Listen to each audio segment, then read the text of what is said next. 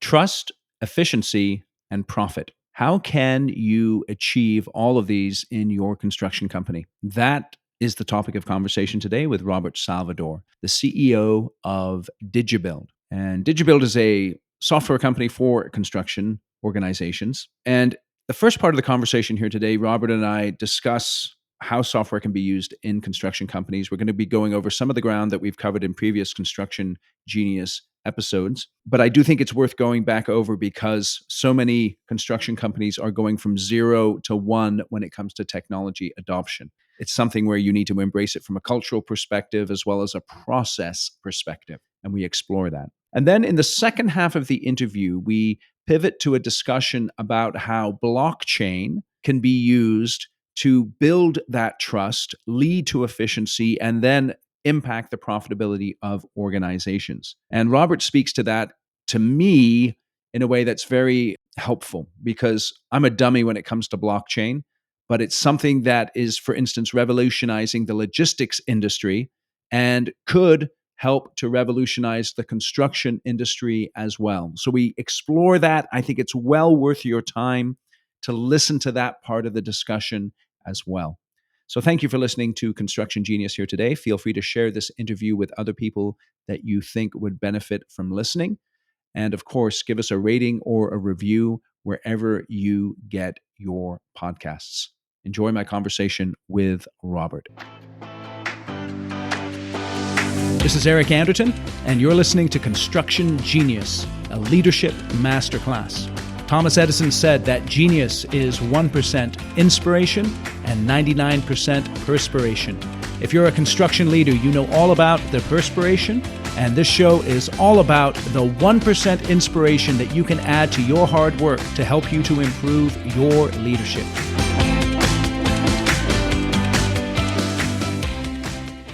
Robert, welcome to Construction Genius. Eric, thanks so much for having me. Really excited to be here and to talk through construction and everything in between.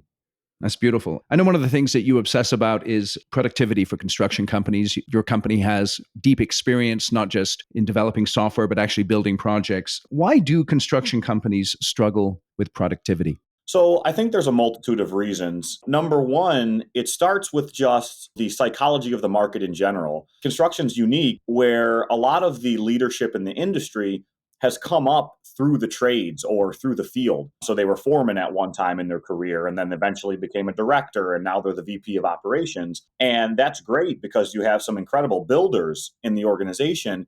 But what happens there is you kind of get this old school mindset where maybe the company culture isn't a really good fit for technology because the people who are leading the company aren't really familiar with technology. So I think one of the reasons we struggle with productivity is just because we do things in a very old school way, and some companies struggle trying to modernize. I think another reason you can look at is the labor crunch in construction. You know, it's been bad for a while, but it's really bad right now. And I heard a good project manager friend of mine say, he's out in Scottsdale, Arizona, that the labor crisis isn't just in the field with trades and things like that. It's also in the office. Teams are just overwhelmed. And so that's obviously going to affect productivity. And then just in construction in general, because there's so many dependencies, so many other trades, so many things that happen across workflows, it just makes it so you have to do a lot of manual processing and manage all of these different dependencies and whatnot. So that's going to eat away at your productivity when your team's spending all day doing busy work and signing purchase orders and having to call up your trades. It just really zaps productivity. So I think construction has a few different reasons that we struggle with productivity. We as a company have noticed that just in the material side of things, companies are losing about 26% of their productivity annually by doing things in kind of a manual, old school way. So hopefully the industry is waking up to that. Yeah, let's explore that a little bit because this whole idea of the old school mentality, and you mentioned specifically there the materials aspect of it. Is that, you think, a sort of low-hanging fruit for a construction company to take a shift from the old school to the new school in terms of materials management? Yeah, so in certain places it is a low-hanging fruit because when I say an old school industry, that's not necessarily a bad thing. Coming from the industry, there's just certain things that require that old school experience. There's so many things in construction that are just so tiny, measurements and things like that, that you can't fully automate. It's a good thing that we have people who have built those things over 50 years. That's why we can, build some of the incredible structures that we can. But yes, exactly to your point, in order to improve companies, there's low-hanging fruit in areas that you just shouldn't be spending all of your time on. And material management and procurement is one of those. Going through so many different suppliers and material types and trying to track all that material and manage it is something that's busy work. Remember in school, they said there were days where you did busy work, where you just like colored pictures and whatnot. We have busy work in construction too, where it's a brain drain and a time drain on our teams. So utilizing software and automating processes for things like that are some of the low-hanging fruits in the industry that can really, without too much effort, improve your most important things, which is your schedule, budget, scope, and safety. It's interesting because one of the huge issues that's impacted construction, particularly in the last 2 years, obviously with COVID and all that kind of stuff, is the supply chain. What do you think is in control of that? What do contractors have control over with regards to the supply chain? Yeah, so that's a great point. If you look at since March of 2020, when COVID really started here, at least in the US, material pricing is up 20% across the board, everything. And then there's some things that are even more outliers, like steel and lumber that you've seen that have went way, way higher, come back down a little bit, but they're still in the clouds right now. And then lead times are another thing that have gotten so much worse. Lead times are up 50% across the board. So if you look at things, I always use this example, like cabinets, those used to be 4 to 6 week lead times, and now you're looking at 8 months or more. So those are things that will knock your project right off the skids. So those are things that you cannot control. And to your question, what can contractors do? Well, they can make more efficient the things that they can control. So they can get out further ahead of these problems so that when the time comes to deal with that problem, you're already prepared for it, or you already have it baked into your budget or your schedule. It used to be that, okay, I'm not starting metal heavy gauge framing 4 months, so I won't even look at it for 4 months. Well, now you might need to look at that material availability and pricing up front. So using software to do things like always have visibility into lead times, always have visibility into current price points when prices might be going up or down. Those are things that companies can do to get ahead of those problems, getting more quotes as opposed to just using, the two suppliers that you've used for the last 50 years. So again, just being more prepared, having more visibility, and having tools that do things for you. Because again, these project teams are overwhelmed. They have 10,000 things to do. If you can take something off their to-do list, like having a software tell you when you need to order material by in order to get it there in time, that's really beneficial for construction companies. Because as we all know, 70% of these projects finish late or over budget. So we have to start doing things to stop that. I'm curious, you've obviously, because you're in software, you've gone through a variety of implementations. You've seen contractors who do it well, contractors who do it poorly. In your experience, what are the top 2 or 3 things that the best contractors focus on when they are doing software implementations? Yeah, so I would say one thing is consistency within the organization. So what you see at many companies, so we work with a lot of like big ENR 400 companies, Mhm. and there's even kind of a split there in the biggest companies. There's some where the innovation's top to bottom, like it's been built in culturally or it's being built in culturally. So VCC Construction is one company we work with that top to bottom, their organization knows we use software. It's important we use software. And the messaging goes from the president of the company to the CTO to executives to PMs and everyone in between.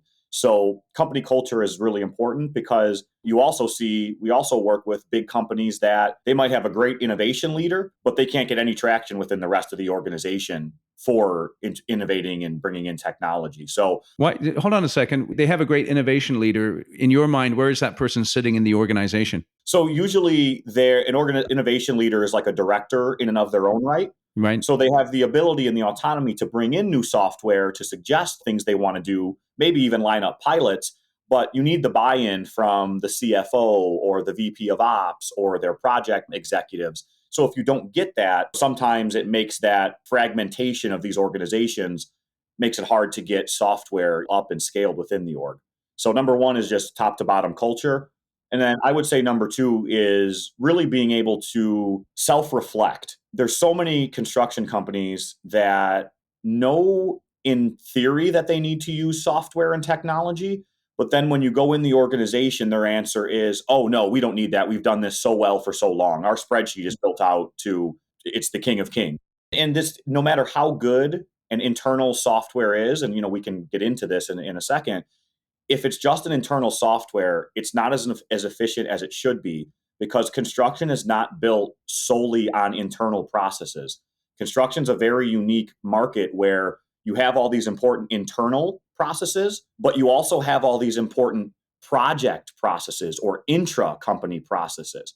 So that's very important because, again, if you're just building your software for your company, you're not taking into account the other stakeholders and things you're going to work with and that you have to work with in order for software to actually be effective. Again, we're a weird industry.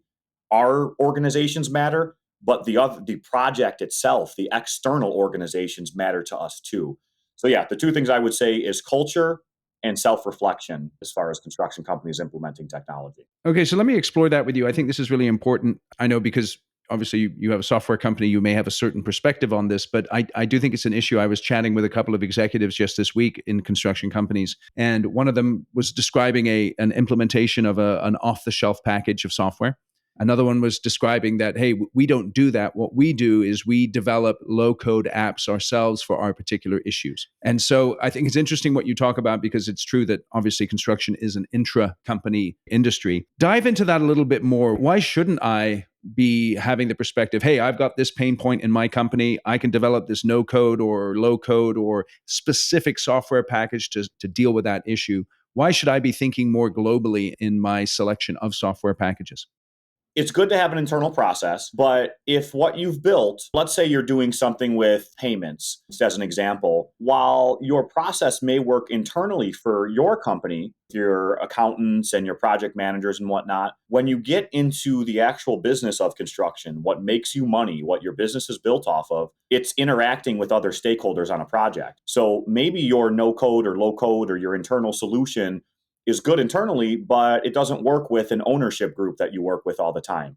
So now, while you may have some efficiency in your processes, say approving pay apps or something, the AIA forms G702, G703, if when you get to the project, the owner and the architect, when they're issuing change orders or contract deducts or whatever, if those aren't tied to your internal system, you now have extra work to do. And we're right back to the same place of, okay, we have all this siloed data, inefficient, non-automated processes. It could be an RFI, right? Maybe you internally have a great way for your estimating team and your project team to identify and capture and turn in RFIs. But if your system is internal and the GC is using Procore or the owner's using Procore, again, you've created that siloed issue, which now instead of 50 different stakeholders on a project, all with siloed data, now you have 51 different siloed data stakeholders on a project. So again, if you can boil down all of construction to one word, I could say that would improve it across the board. Just one word, it would be standardization. Mm. And so building something internally for your company only is not standardization. It's maybe standardization for your company, but again, in construction where we work with 50 different stakeholders, that's not the standardization that is the most efficient. So let me just push back on that standardization, because I can hear my audience saying, Robert, obviously standardization is a good thought, but this is construction. Every single project's unique geographic location, unique blend of subs, unique plan. We're not cookie cutter widget type people. So that standardization, though in theory sounds good, in practice it's extremely difficult. What would you say to that? Yeah, so I would say that there is, you say standardization, it doesn't mean the entire process, right? I'm not talking fintech where the whole thing's automated. I actually had a innovation leader from a large ENR 400 company we're working with say that to us. They asked us about our processes internally, how we do things at Digibuild, and we basically told them it's semi-automated, when we're doing takeoffs and things like that. And they go, thank God. They go, because if you would have said fully automated, I would have said, no, thank you.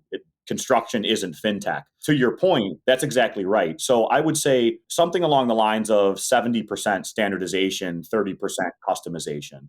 What we try to do, what we're building when we're building software, and I think any company that has succeeded on the software side in construction, and Procore is a great example, what they do really well is they've captured the workflows enough to where you have that good amount of standardization, But to your point, because construction comes in so many different shapes and sizes and project types, you also have to make it so you're never stopping a user or impeding a user from doing something. Let me ask you about that standardization versus customization. How do I know as a contractor the difference between those two things, what I should standardize and what I should customize?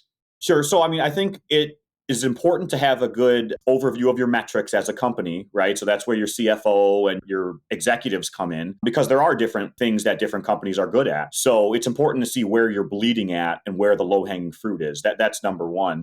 And then I think it depends on, what you specialize in, where the biggest return on investment can be for those. So again, it really good software allows the users to standardize things but doesn't stop them from doing anything. One of the ways, I guess one of the easy ways you can look at it is let's just talk purely documents and workflows, not talking in the field, just kind of talking managing the workflows. We break them down structured documents versus unstructured documents. So structured documents would be documents that are the same every time, right? Your pay applications, the Mm. G702, G703, RFIs, change order requests, even field reports, lien waivers, things that the structure of them do not really change that much. You can automate a lot of those, and you see software that starts to do that, right? You see, the texturas of payments or the level sets of lien waivers or the Digibuilds of material management. Then you have unstructured documents. And that's just kind of all the stuff that's created in construction. It could be a random soil report. It could be something the city needs. It could be some random red line of a drawing or of an engineered, prefabbed wall, whatever. So structured documents you can automate or at least semi-automate pretty easily because most of the data, most of what's happening there is consistent across the board. To your point, what you can't, what you have to make sure that you're not stopping a contractor from doing is all those unstructured documents because there's so many in construction. Our projects, large projects, create over 700,000 documents. So again, it's an important balance, and that's where construction's unique. You need automation standardization, but not too much of it. So that's why you need that good balance. Going back to the cultural piece, I think you're right on where you say the best companies have that mindset from the C-suite that's saying we embrace technology. One of the challenges for C-suite folks is obviously that they're not building projects every day. They're not getting their hands dirty or they're not going onto the job sites because they're running the company from a higher level. How do the most effective companies that implement technology, how does the C-suite identify the low-hanging fruit or the pain points that technology could be applied to? Yeah, I think it's really having close collaboration and communication with their field team.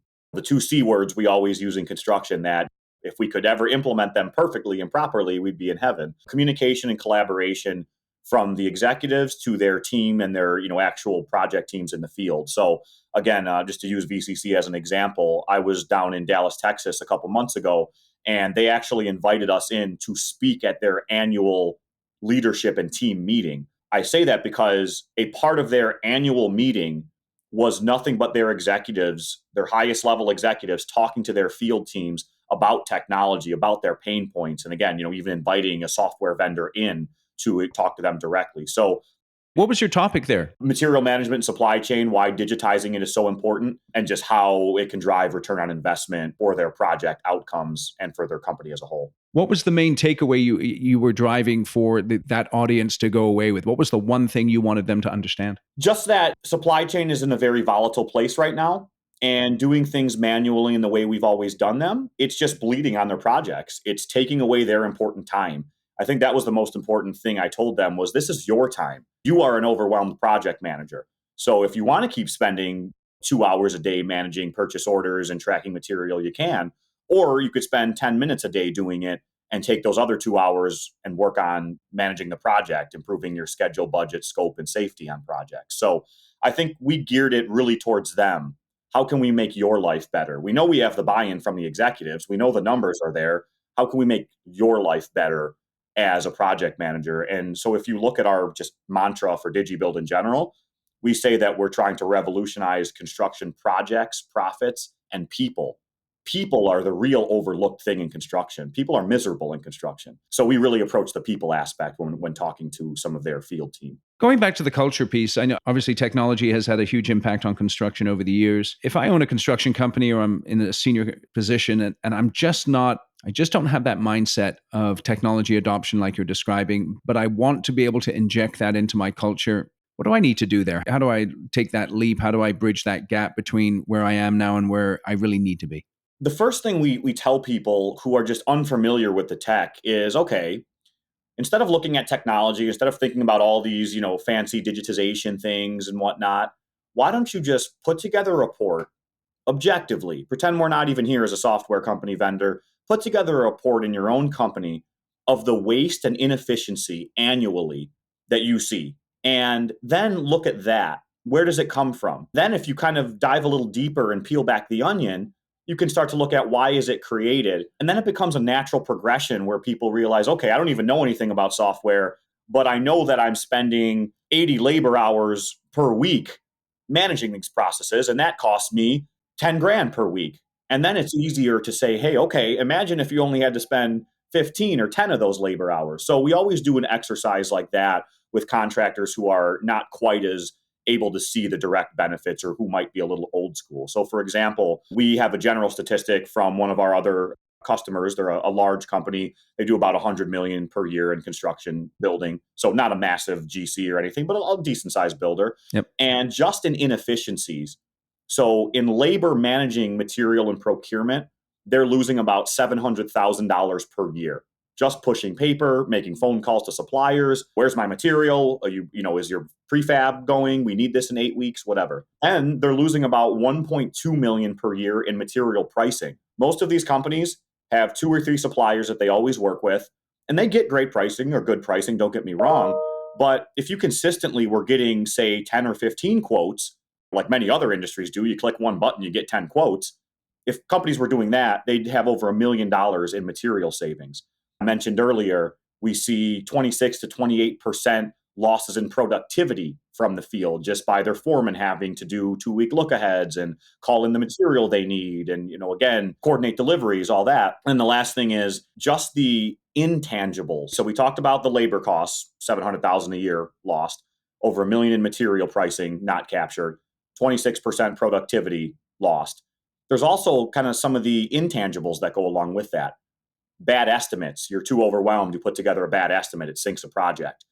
You miss your schedule date. You get liquidated damages. Oh, sorry, your lead time was eight months. Too bad. Liquidated damages. Now we have a dispute. Now we have a lien. So again, all these things tie together. And then once we throw all that at a contractor, usually they're like, okay, if you have a simple software that can help all this for us, you're right. Let's start trying it. And then you don't have to be perfect up front. It takes time to get your team used to it all. Start using it with the low-hanging fruit, some of the easier, more simple workflows, and build up from there. So what if I'm stuck in the middle of a construction company? I see the benefits, or let's say I see a problem. I see that technology may be able to solve that problem, but I'm in one of those companies where that culture of innovation, that culture of technology adoption just isn't there. What's the best way for me to manage up the chain of command in terms of technology adoption? We get a lot of introductions from mid-level project managers and directors and whatnot who may not be the decision makers in their company, but they've been around their company long enough where they think they have a voice of some sort. And so usually just a positive email introduction, and if the software is good, it'll sell itself to the executives. Now, if maybe that employee is not as comfortable or doesn't have the clout in that company to do that, I think it's promising what you're seeing now with all these industry technology groups like Built Worlds and whatnot. So I think you can get involved in organizations like that, or you can suggest to your company, hey, I saw a great technology organization. So that's another thing, is utilizing some of those organizations, focusing on and mentioning peers that are using this technology. If you know about them, is important. Nothing gets a company moving towards technology than saying their biggest competitor or the biggest company they're bidding against consistently is using something. And the last thing I'd say about that is, if it's just one of those orgs where you don't have a voice, they're not wanting to use technology, you're living that miserable life of working 70 hours a week to keep your project afloat, we have a huge labor crisis in construction right now. There's many other places to go. So hopefully that's not the case, but there's always options. Everyone knows they need tech. One last thought on that, just because I just remembered. We were in Florida for the Florida Wall and Ceiling Association trade show group about a month ago. And literally the board of that organization approached us just because we were a software vendor who showed up and signed up. And they were like, we need you guys. They're like, our whole organization and all the contractors, framing, drywall, roofing contractors for the most part, they all know they need tech. They have no idea where to start. So a lot of people, even the oldest school of the old school, know they need it. They just don't know where to start. So just find somewhere to start. That's another question there then. In your experience, who's driving this more? Is it the subs or the GCs? GCs right now for sure, just because they have the resources. They have, most of them are the ENR 400 are the biggest of the big in our industry. So you see innovation leaders. Subs know they need it. But again, like so many subs are SMBs, and the ownership of those subs usually came up as the foreman, the people doing the work. So it is a little bit tougher, although you're starting to see the subs get into it now for sure. Let's move on to payments here. I was chatting with one of my clients earlier this week, and we were putting together a job description for a controller. And one of the jobs that the controller is going to have is making sure the accounts receivable is in order. How can a contractor be more efficient at getting paid? Just not to beat a dead horse, but standardization. It's good because payments on most jobs are the same, right? You're almost always using G702, G703. It's always the 20th of the month is the invoices are due, or the 25th or the 30th. Then you always need a lien waiver. You might always need lower tier affidavits. It's always based off some percent complete. So all of that can be standardized. So I think just first and foremost, and that's why you see, call it generation one of payment software starting to succeed in the industry, right? If you look at GC Pay or Textura or Sightline, we even have some payment modules within our general construction management software at Digibuild. You're starting to see companies adopt those because the workflows are standard. You can standardize those enough. And again, going back to our early discussion about the dependencies of all the stakeholders, usually the GC can make the subs and the suppliers get on board with whatever their process is. They at least have enough control of those lower tier trades stakeholders to make that happen. So standardization is one. Now, where we're lacking, and I actually just commented on, I don't know if you know, Alice from Brick and Mortar Ventures put out a nice little write-up on payments. And I actually commented, I mean, we're having kind of an interesting back and forth discussion on, so generation one of payments kind of, we're to a point where they all look similar. The companies I just listed, they all do some variation of automating or semi-automating the collection, the approval, and then the distribution of payments. But the problem is going further than that, automating more of it or automating different parts of it, like maybe the percent complete, maybe using some sort of mixed reality combined with a building information model to, instead of having it be a subjective percent complete, right? Like I look at this wall and I think it's 20% done. There's a day where we're going to be able to just scan that wall and the building information model is going to say, nope, it's 12% done. That's what you're owed this month. But that's cool. But in order to get there, there's a couple problems. The problems are all those stakeholders, right? And the risk associated with all that. You've got insurance companies, you've got your owner, you've got your architect, you've got maybe a title company. And they all have their own risk parameters that they associate with their construction project. Remember, this is where the inter company workflows clash with the intra company workflows on a project. So in order to take the next step, we're really going to need a level of standardization and collaboration that we don't have yet. It may take a while to get there. That's one of the reasons why many people, ourselves included, have a lot of hope for the future of blockchain in construction payments.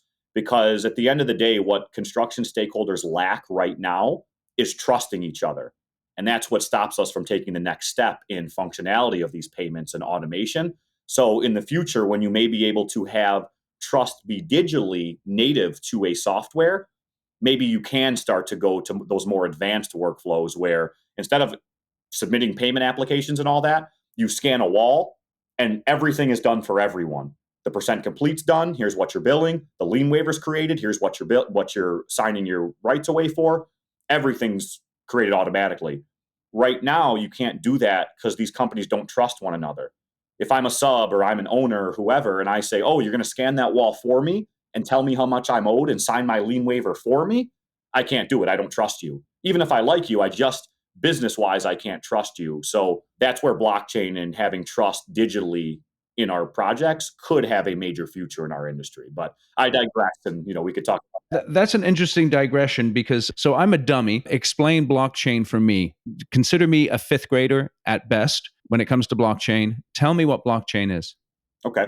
So let's say, Eric, me, you, and all of our friends are in fifth grade, and we have a little friend group, and we like to give money to each other. Maybe we bet on a sports game or play a video game, and whoever wins gets that money. Right on. So I'm going to say, Eric, all right, you beat me. I'm going to give you $50, and I'm going to send you a text message. Now, in the current world, that text message is only between me and you. It's part of a closed off database. When I send you that text, it goes into your database, and I lose control over it. Nothing stops you from deleting it and saying, I never got that text, and I really have no way to prove it that you have it. That's what happens with all of our construction workflows and everything on the internet right now. I'm always sending a copy from me to you. And because when you have other people involved, I can't see into your database. I can't control your database, right? I can't change if you delete my email or if you forward my email to someone else without me knowing about it because you have a closed off database, right? So that's a problem. It's a lack of visibility in the current internet. Back to blockchain, back to our fifth grade example here.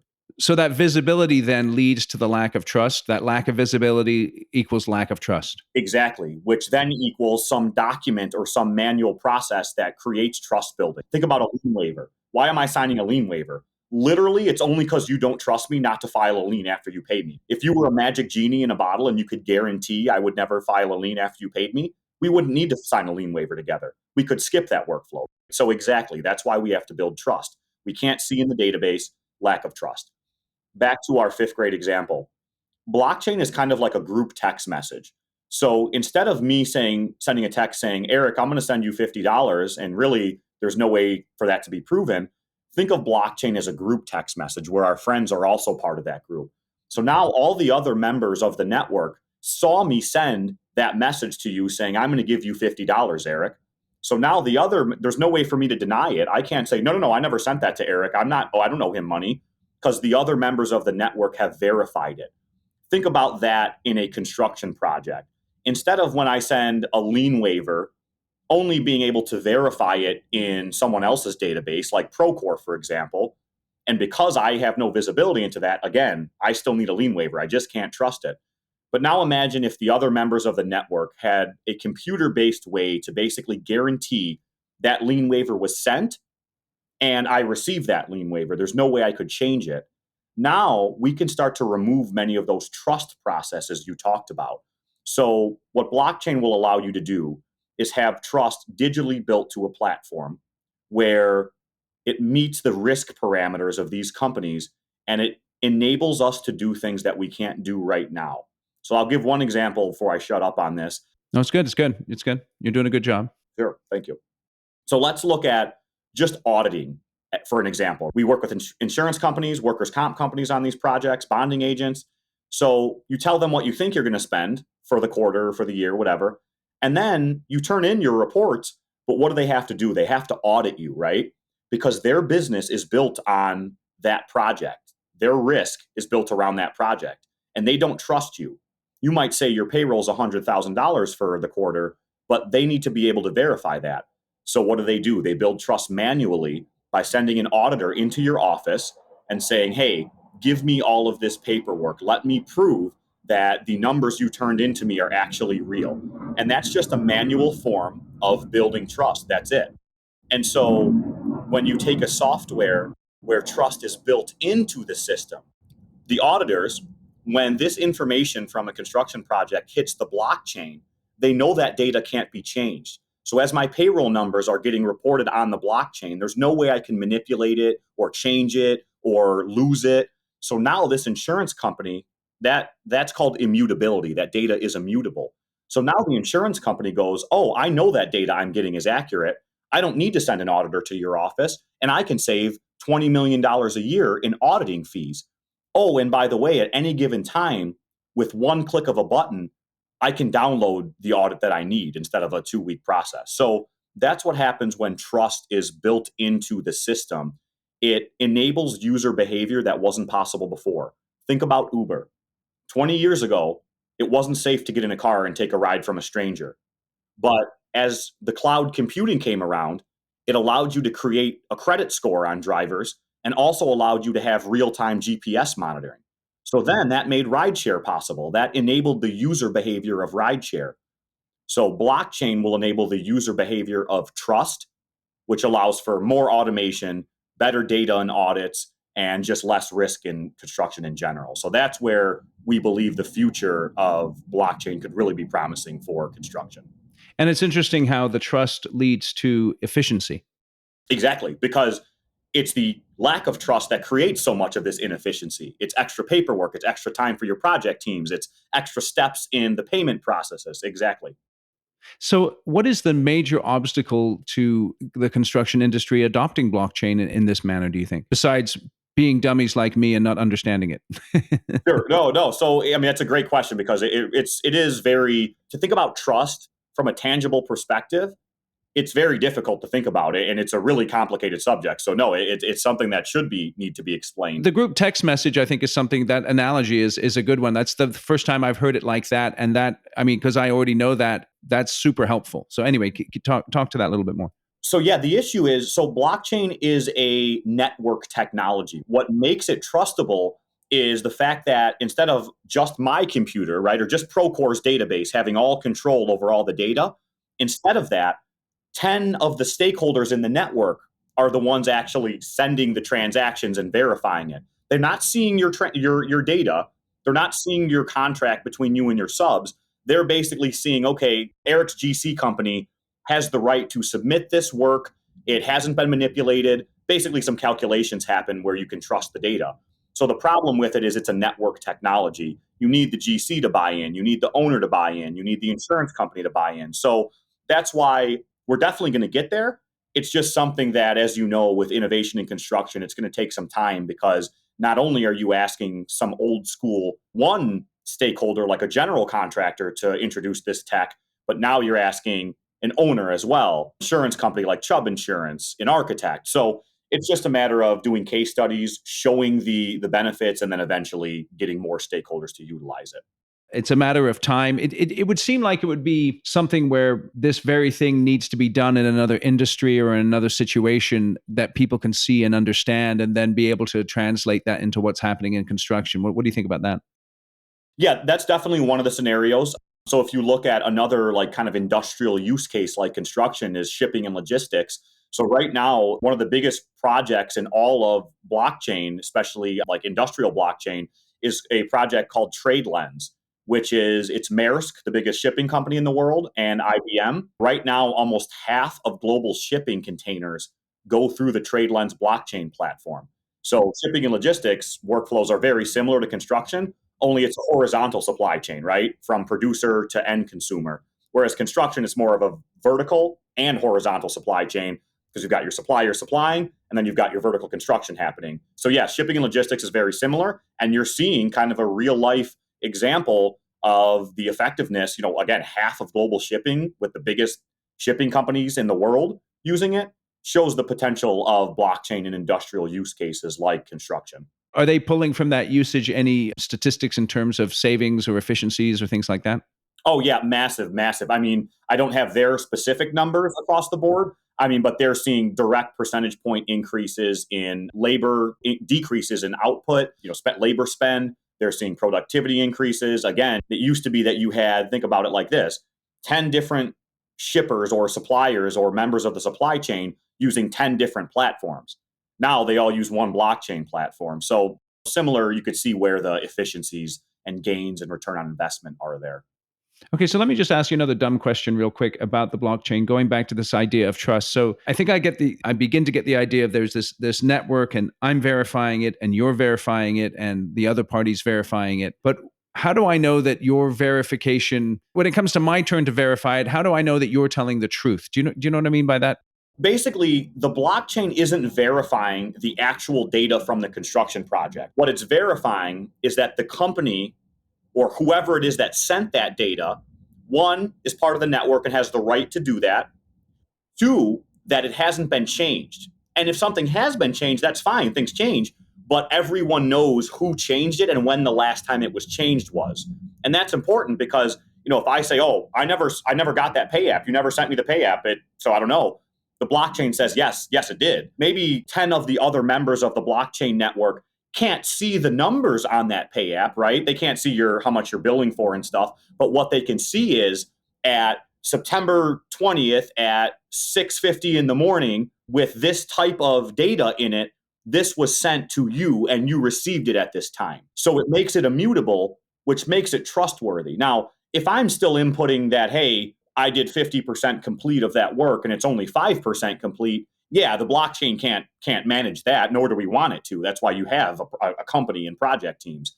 The blockchain more verifies the purity of the data, right? So back to that insurance audit. The blockchain isn't what's telling you how much that company should pay in insurance, how much they spent in payroll. The blockchain is telling you, hey, they gave us this data was input to the blockchain and it hasn't been changed. No one's manipulated it. So now the insurance company goes, oh, I know that came from your payroll. It hasn't been changed. I know I can trust that data. And there comes the benefits of less labor, direct getting that information, things like that. So in other words, then with that insurance example, is it almost like a sort of a double check on the information the insurance company already has? Yeah, kind of, exactly, because that's what an audit is, right? Like you're already telling the insurance company, hey, I spent $100,000 in payroll this month or this quarter. And the insurance company goes, okay, we need to make sure that's true because our business is based off that. So they come in and build trust manually with you, give us your books, etc. With the blockchain, that data is immutable. They already know the data. So they just look at it and they go, okay, boom, trust is already there. Yeah, so exactly. You're right. Okay, interesting. Robert, tell us about Digibuild. Absolutely. In general, we make construction management software with our main tool fixing construction's broken supply chain and material management. So we work with a variety of contractors, subs, GCs, and even owners. Some of them we help to find material and procure it. Some of them we help to manage their material, predict when they need to order it by. Some companies use us, like big general contractors use us to manage their lower tier subcontractors in that supply chain. So in general, we help companies to find, order, track, and manage material on their projects and really just clean up the inefficiencies both within their company, saving them money within the company, and then helping them to achieve hopefully better project outcomes on the actual projects they're working on. At the end of the day, supply chains are volatile right now. Pricing is way up. Availability, lead times are taking much longer. So we help them to navigate a lot of those problems, and we're happy to be the trusted material management and procurement solution for construction. You said you work with a lot of the E&R folks. How can people get in touch with you, learn more about your company? You could check out our website, digibuild.com. You could also email us at info@digibuild.com. And yeah, we're fortunate to work with some of the biggest general contractors out there. Fortunate, we actually just announced a funding round. So we have some major investors like Y Combinator, Draper Associates, Harvard University, Bluefield Capital, the PlanGrid co-founders. Really fortunate to be given this opportunity by the industry.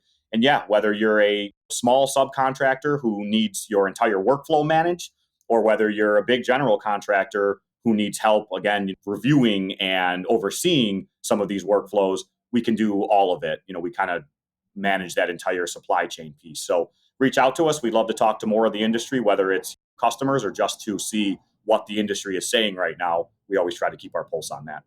Excellent. Now, you say you're out in Chicago, is that right? Yeah, so I actually am from Chicago originally. We have an office in Miami now, just because the tech scene out there and the construction scene too is really big. But yeah, originally from Chicago, and I'm in Chicago right now visiting, family and friends. Okay, so then I have a question. I'm going to be in Chicago next month. What's the one restaurant I need to hit when I get to Chicago? Oh, man. I know that's a tough question. I just want you to go with what pops into your mind. Don't worry about the cuisine because I'll eat anything. Touche. Okay. I would say, obviously Maple and Ash, you can't go wrong. Maple and Ash is a really good place. If you're looking for a secondary place, or maybe, if you're doing like lunch or, a casual dinner, there's a great restaurant called Machine Engineered Dining and Drink. Machine Engineered Dining and Drink. It almost sounds like a construction restaurant. It does a little bit, huh? But they do like custom breads and food and drinks. So that's kind of a cool little creative place. You won't get you won't get a Bud Light there. You'll get a creative drink, but they make, cool dishes and whatnot. So it's nice, casual vibe there. So fancy Maple and Ash, casual Machine Engineered Dining and Drink. Beautiful.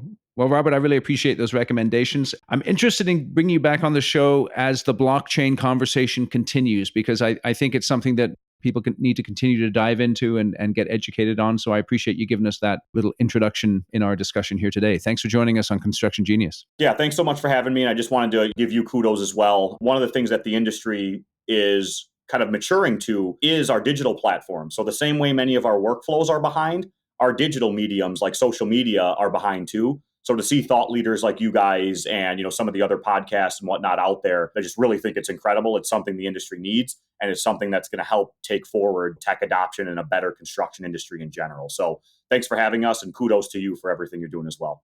My pleasure. Thank you, Robert. Thanks again for listening to Construction Genius here today. I hope you enjoyed my conversation with Robert Salvador. Of course, check out his company Digibuild on the interwebs if that's something that you would like to do. And as always, I appreciate you listening to Construction Genius. I've mentioned it at the beginning. I'll mention it again. Please give us a rating or a review wherever you get your podcasts. That just helps to get Construction Genius blown up on the internet. And we are here playing long-term games with long-term people. And this is a resource for executives and leaders in construction, and I want to make sure that as many leaders and executives as possible get to listen to Construction Genius. Thank you again for listening, and make it a terrific week.